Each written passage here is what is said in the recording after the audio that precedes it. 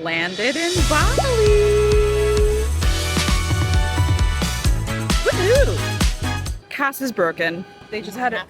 We're both so happy to be here, but there were a lot of men being really aggressive and transphobic and mean to Cass. We were at the airport in Malaysia and this man just pointed at Cass in front of all his friends and said, ew. Yeah, and then they all laughed. And they all laughed. I wasn't there, because I would have started a fight. And then Cass got held up at immigration, even though we did all the things right. You know, just classic travel nonsense, but we made it. We're here. And it's stunning. Wow. So much I'm so grateful to be here. I never thought that I would make it to Bali in my life. And it seems like a lot of the people who are here, from what I've been hearing through just eavesdropping, it's their second, third, or fourth time in Bali. So They're becoming obsessed with it. yeah, people really like it. It's very cool.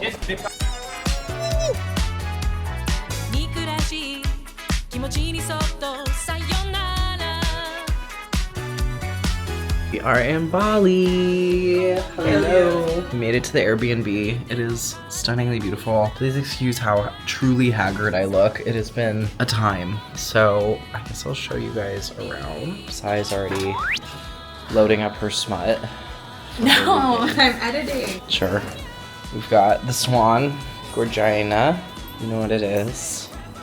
Little TV mini fridge situation. Orchids. Southeast Asia has orchids abound. They grow everywhere here and they're gorgeous. And we've got the mosquito net, of course. That's gonna be big. Then we've got the bathroom. Very spacious, very gorgeous. Hi. I haven't even showered yet. That's how much I love you guys. I'm showing you before I've even gotten clean. And then we've got a big ass shower and a bathroom set up. Typical Southeast Asian toilet. You've got the bidet, which is fierce. And yeah, a little window. Absolutely lovely. How do you feel, Sai? I feel great. You feel great? Are you happy to be here? I'm so happy and grateful to be here. Yeah. I love Southeast Asia, you know? And it's our first time in Bali. Don't mind me just rubbing mosquito repellent all over me. Yeah, mosquitoes love this one. My feet are so swollen. I have like no ankles right now. I constantly tell Sai to buy compression socks. They're uncomfortable. They're not. I would rather have swollen feet. They're not, and swollen feet are bad for you. So I wore my compression socks like a good boy, so whatever. Before the fun begins, have to get a rough cut compiled, as always. Cass and I haven't eaten in a while. Probably like a good 24 hours, but we're for some reason not starving, so. Hello, my cuties. I'm freshly showered, and within the 15 minutes that it took to shower, I was able to order food, the food was made, and it was fully delivered to us right at our door. Or actually a couple doors down, but Cass kindly went to get it, which is amazing. We're having a complete nasi lunch. I'm not quite sure. That's like giving like Indonesian bento box vibes. I also got us chicken satay because apparently it's really good from this place. And yeah, I'm so excited! A lot of traditional Balinese food or Indonesian food is eaten with your fingies. So, let's bust her open, huh? Ooh, hell yes. Oh, that looks so good. This looks absolutely incredible. We will be taking Travelan, Yes. which is a sort of like dietary supplement to help your body adjust to the different microbiomes in Indonesia. I notoriously am bitch made and white, but one time, last time we were in Vietnam, I got really bad food poisoning, and so I didn't really want to relive that. And Bali belly is the, I don't know, slang for what happens to white people, specifically when they come to Bali. And it's like no tea, no shade to Indonesian food. It's just white people have very weak stomachs, and food processing laws are different everywhere. And you're trying different spices, different flavors, and so Travelan is something that I found through Reddit that you can take ahead of a meal that hopefully prevents any sort of tummy troubles from occurring, as opposed to in days of yore, you take something after the crisis has begun, so to speak. So this should help. And Sai is taking it, even though she's not really bitch made because she wanted to.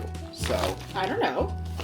I don't know. Can't hurt. I'm so excited. So happy to be back in Here is Southeast the Asia. sauce. Indonesian food, I've heard, is quite spicy, so thrilling for me personally. Not great as a person who wears contacts, and infamously, I use my spicy fingers to take my contacts out. If you guys see my goof, no you didn't. Pour the sauce over it. I'm so excited. That smells divine. I'm just gonna do like half of it. Gonna dig in. Go crazy with it. This is the chicken satay. Mm-hmm. Satay, you stay.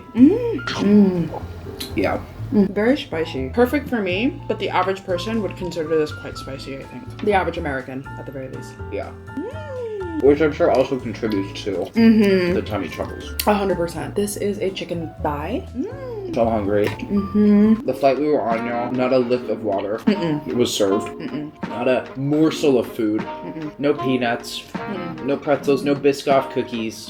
And also, like, for a flight in Asia, like, That's sacrilegious. that's crazy. And, like, literally, they treated it as if it was like a shopping mall. Like, every 20 minutes, the lights would fully come on. The loudspeakers would go on. It was a red-eye flight. Yeah, mind you, it's 1:40 in the morning. And I was like, surely, like, you know, the lights will go off soon. But it was like probably a full 3 hours before the lights went off for a red-eye flight that was 7 hours. So that's 4 hours. And then you subtract another hour because an hour before the flight landed, an hour, they had all the lights back on. It was just dark, you guys. It was just really dark. This kid was losing his mind. The entire flight, it did not stop from beginning to end, and it wasn't crying, it was like moaning and screaming, and it would start and stop and start and stop, because sometimes, you know, when a baby's crying, you can like get used to it, right? You're like, okay, this is the level of noise, but it would be like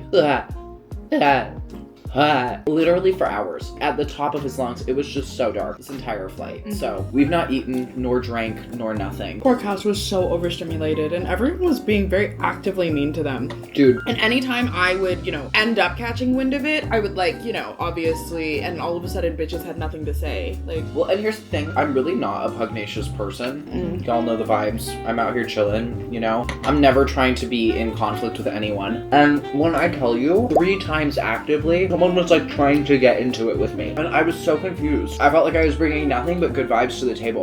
We were in line at customs, getting in. Keep in mind, the line is like super wide, okay? So we're all just kind of standing next to each other. Like, it's not that deep. And in Southeast Asia, and Asia more generally, etiquette around lines is very different depending on where you're coming from. A lot of times in China, super normal to just cut people in line. Not at all a problem. So like, you'll be traveling in Asia and someone will fully cut you in line and you're like, that's astonishingly rude. And then you realize, no, that's just like a cultural difference, right? So you kind of have to surrender your understandings of how lines work when you're in a different country. Genuinely, you know? And these are things you don't consider before you travel. You're like, surely lines work the same way everywhere. False. You know what I mean? False. you have to fight for your life. And so, I'm not even trying to cut this guy. Sai and I are doing the classic, you wait in one line, I wait in the other, we see which is faster, which I'm like, that's a tale as old as time in all cultures. I don't understand. And this guy was standing next to me, and Sai had asked me ahead of time, like, oh, did that guy get there before you? And I was like, yeah. So like, I was already on the same page about that. Cass would never cut anyone. I'm not. Cass would let literally a fly before them in line before they cut a fly. I'm very lawful good in that way. I'm really not trying to make trouble. I'm like, you can cut me, whatever. I constantly have to be like, baby, you need to be more aggressive. Assert you need yourself. To, Because again, in different places, you have to be more assertive, right? And so I'm just standing next to this guy. I'm not ahead of him nor behind him. He was American. Sai and I were talking to each other, having a key, whatever. We're literally like, there's a rope separating us. She's in the other line. This fucking guy turns to me and he's like, You're with her, right? and I was like, yes. And immediately he's like, well, Since you're clearly trying to cut me in line, why don't you just go stand with her? and I was like, I'm not trying to cut you in line. Go ahead. And I take a few steps back. Immediately at a 10. Like, he came in at an 11. Keep in mind, this is the first time somebody's spoken to me in English in like 2 weeks, right? So I'm like, whoa. He's like, well, you know. It's clear that you're really trying to cut me. So please go stand with her. I, mind you, didn't catch this interaction. I'm like reading smut on my phone. We're all just chilling. Yeah. It's genuinely very chill vibes. Everyone's in Bali. We're happy to be here.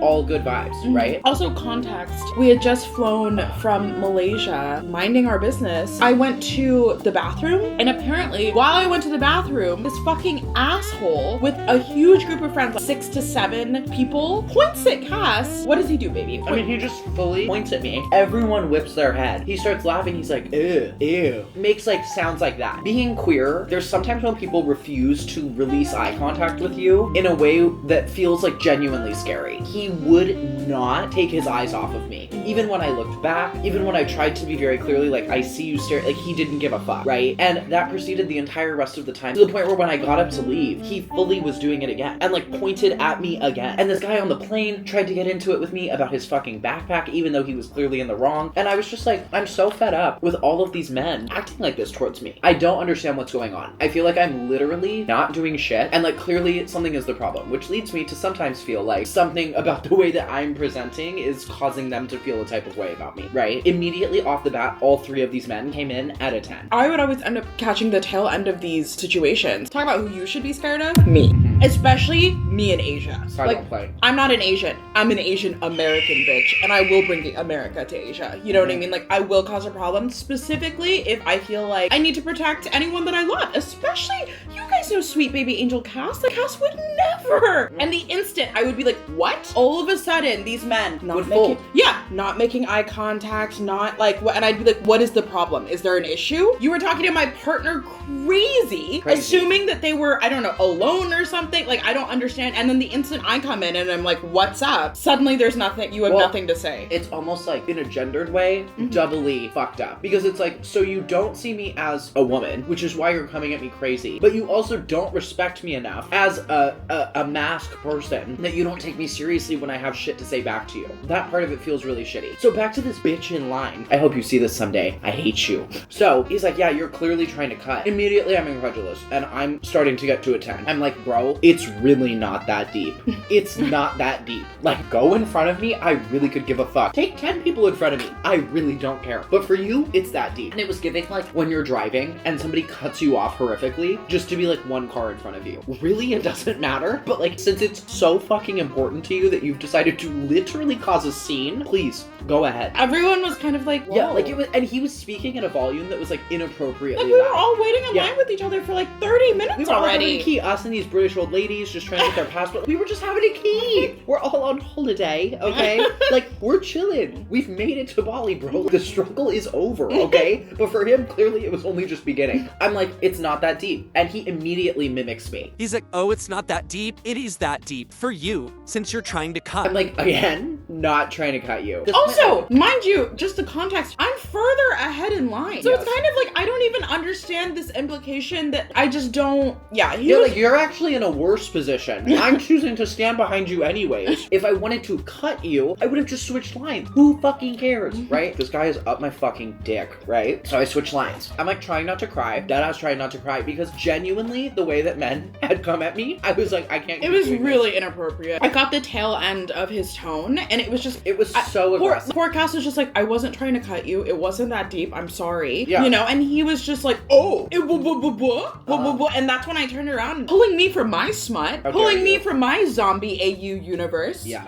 Okay? Like, what the God hell? forbid a girl read a little smut. It's just like, honey, come here. What? Like, and he was like, why don't you go over there? And Cass was like, I will. Her poor response. Yeah. My like teen boy voice cracking, like, I will. Yeah. I was like, I fucking And can't. Cass literally stepped like 2 steps over. All of a sudden, when I whip around, he suddenly looks really cowed and chastened. I was like, what's your problem? Yeah. I was like, what's the issue? And he suddenly had nothing to say. I kept shaking my head just to show my disapproval. Typically, I would very much let those situations go. I don't like this idea that you can just talk to people crazy and not get a crazy bitch in return. Yeah. If you're gonna act crazy, I'm gonna act crazy too. Like, It was no. crazy. And then Mind you, So all of this happens, right? I'm literally like shaking like chicken. Cass is literally crying. I'm like, honey, it's okay, right? Cass is trying to regulate. I was just annoyed and upset. Obviously, travel is already so overstimulating outside of people being shitty to you. The TSA agent is already gonna be mean to me. You don't need to be mean to me too. Yeah.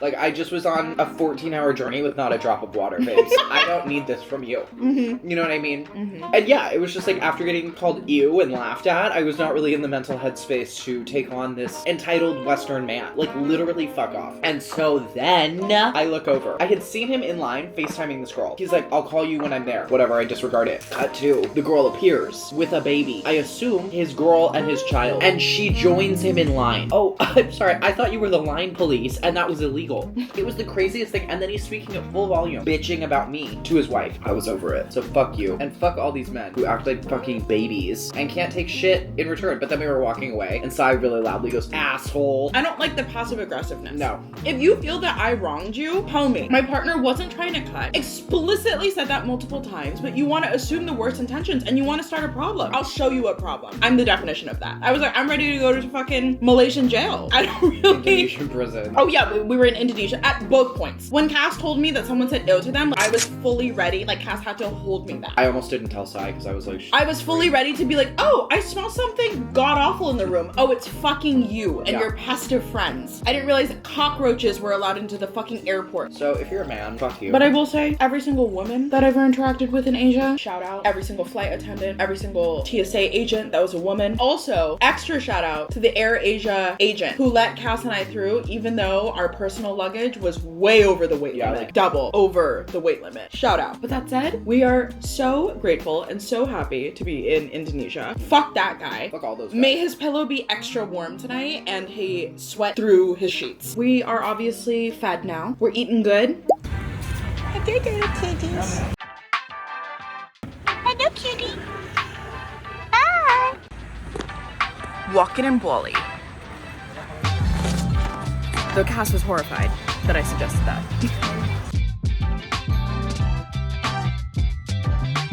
It's coconut time.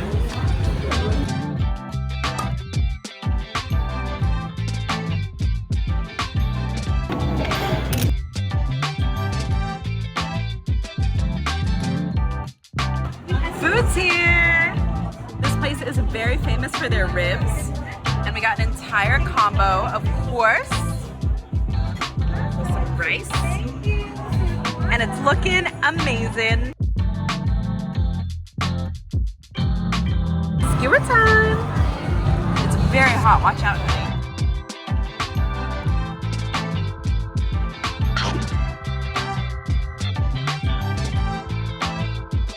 Amazing.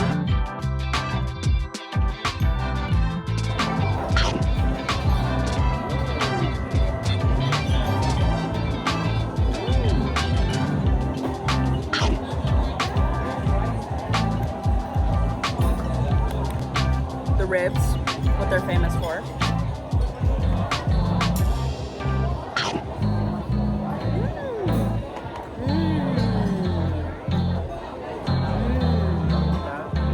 You're gonna love that, honey. Oh, yummy. Ice cream, post restaurant. Cass would give the restaurant a 7.5, and I would give the restaurant a 7. Yeah, it was fun though. Mm-hmm. A 7 is not bad. It just very much tasted like American, like a good American rib to me, which is fine. It's very tangy, you know, a good like tangy barbecue. This ice cream though, 10 out of 10. It tastes just like my favorite mango candy, like the peelies. Like identical to that except in ice cream form. Very yummy.